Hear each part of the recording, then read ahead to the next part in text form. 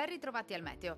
Tempo instabile sulle nostre regioni, ma vediamo il dettaglio di sabato 24 novembre. Sul Veneto prevale l'instabilità, con qualche pioggia a carattere sparso, possibile un po' su tutti i settori della nostra regione. Fenomeni in via di attenuazione ed esaurimento col passare delle ore. Entro la serata sarà in genere asciutto ovunque. Temperature minime tra 8 e 12 gradi. Valori massimi compresi invece tra 11 e 15 gradi circa. Diamo ora uno sguardo al Friuli Venezia Giulia.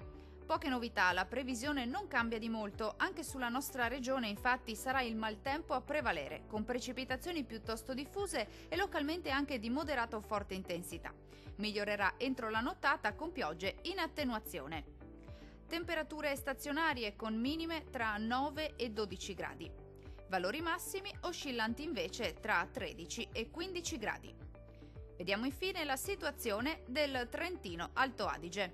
Anche sulla nostra regione il tempo risulterà perturbato con piogge e locali temporali piuttosto diffusi un po' su tutto il territorio regionale. Rovesci via via più deboli col passare delle ore e in esaurimento entro la nottata. Temperature minime tra 5 e 8 gradi. Massime oscillanti invece tra 10 e 11 gradi. Dal meteo di Antenna 3 per ora è tutto. Arrivederci al prossimo aggiornamento.